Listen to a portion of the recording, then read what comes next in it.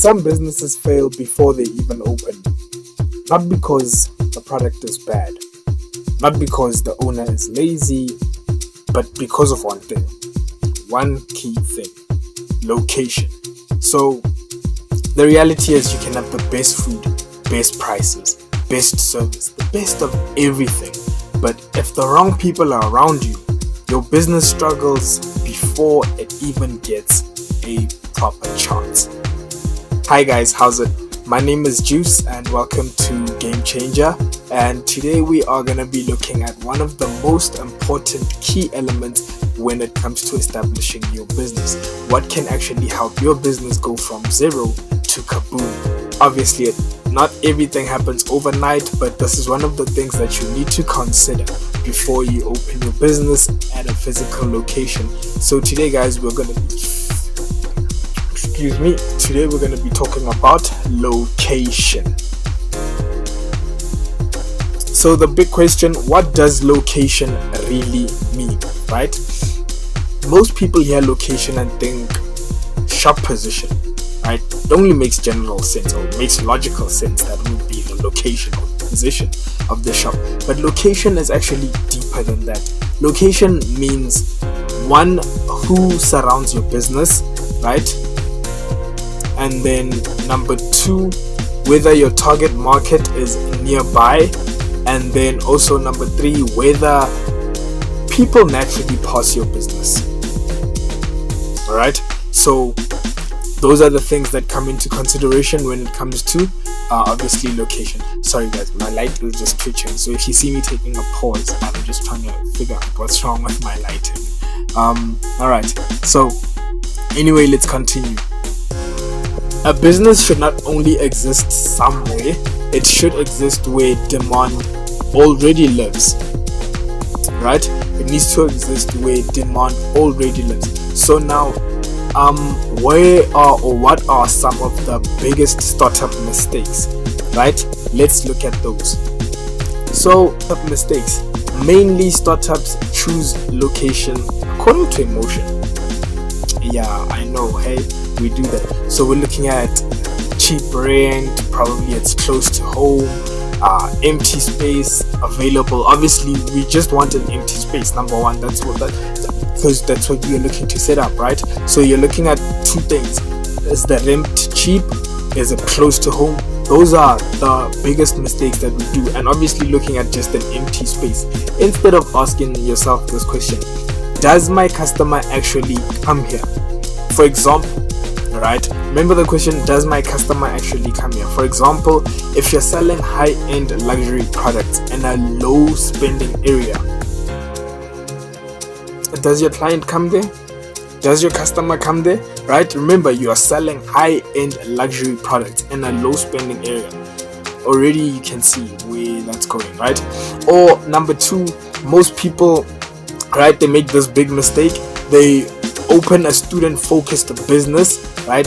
But they are far away from students. You are far away from your target market, far away from your audience. So the product and location that are already fighting each other. So those are the things that you want to avoid when it comes to obviously now picking your physical location. So you don't want to drag customers towards your business.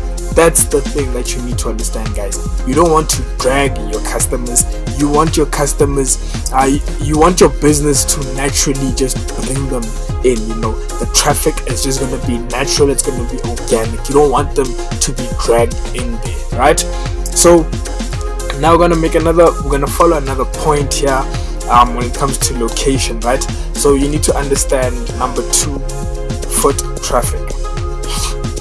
Right, so foot traffic is basically oxygen for your business. Right, so busy roads, taxi ranks, shopping centers, schools, office zones, whatever. Right, different businesses need different traffic. You need to understand that, right? But I just explained a couple of things, like busy roads. So if you're selling outside, if you're like a hawker, maybe you're selling on the streets, you're a street vendor, right? You're selling outside, so you want to look for busy roads. Or obviously, if your business, if you are selling food or whatever, but like quick, right, on the go, right, fast food, you're gonna look for busy roads, obviously, as well, right? You want to sell snacks, cheap, affordable. You want to have a consistent market where you're gonna look at schools, because kids after school, before school, during lunch, some of them, right? Different businesses have different traffic, and they need different traffic. So an example I made just about food, right, needs movement and convenience, right? High-end consulting would need trust and professionalism, right? So obviously, remember, the more your business, whatever angle your business is going at, is where you would also want to target those kind of areas, those places, right? You're looking for a salon or barbershop, needs visibility and repeat customers. Most you want to do this. There's a concept where most barbers, they actually on the busiest of the roads, right? If it's not on the busy roads, it's always on the street after. But barbers are naturally where most people, and they are close, right? And people trust their barbers. So if you're doing a barbershop business, you need to understand, you need to be where you're going to be very visible and pick often that's close, right? So now, the best location is not always the busiest, right? Okay, it's not always the busiest, but the location with the right people then becomes busy.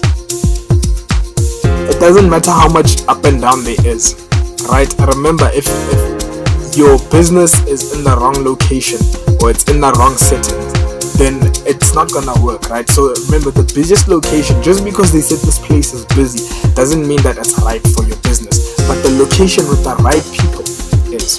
So what you want to do, you want to start small and position smart, right? So another thing, you need to your online location or your online presence also matters. Now, why is this important? This is important because today location is not only physical, right? Your digital presence is also a location. So your TikTok, your Instagram, your Facebook, your Google business, your WhatsApp, marketplace, whatever, wherever you are, right? Shopify, those are locations as well. So if people can't find you online, you're invisible to modern clients or modern customers, and that's the reality, because people are now looking more into online shopping, ordering, even groceries gets delivered home, fruit gets delivered. I mean, it's been happening. So people are changing the way they do their shopping, right? Instead of being in crowded places, now they make sure that all of those things, they come to them. So it's very important for you to have a digital footprint, a digital online presence, right? So your phone is now part of your storefront. Your phone is actually part of your shop. It's actually an employee. Yeah, you could say it's an employee because it works for you. It has to make your business, startup businesses don't always need expensive locations, right? You don't always need an expensive location. You don't always need the biggest shop. You need to understand that, right? This gives obviously your business a chance, right? If you don't have the most expensive location. So, your home business, your online business, shared spaces, pop-up setups, market stores, you don't need the biggest locations, you just need smart locations, right? So you don't need to have the biggest, most beautiful looking office in order for people, or most beautiful looking shop in order for people to come to your store. You just need to understand that you need to place it smart and strategically, right? If you're running a nail bar, most nail bars, they run from people's homes, and the garages, and then they move on from there. They get the shop, slowly they build up on the thing. People who do market stores, right? At first, they just popping up for events, and then eventually and they're always looking for those kind of events and where the crowd is always at, right? So, you don't need the biggest location, you just need the smartest, right? So Now, how to test a location before committing, right? How do you test a location before you commit to this location? So before committing, you gotta visit it at different times. Always, bruh. You gotta check, like, is this viable? Can I use this? Can I work with this, right? So observe people, right? So you coming in at different times, coming in the morning to check how busy is this place in the morning. You're observing, right, the movement of the people coming in the afternoons, coming in on different weeks. Something that you also need to do is also need to understand how the weeks work. Weeks of the month, we have 4 weeks in a month, right? So there's that week where it's always exciting, there's money coming in, it's pumping, and everything is good, and you don't even see that, where the gaps are. But you need to start before you commit yourself to that location. You come in and you check those kind of things, right? It's busy on this area, it's busy at this week, it's busy at this time of day. Okay, these kind of people pass here. Okay, this is the product that I would actually be able to push here, right? And then also check customer behavior and see competitor traffic. Very important, right?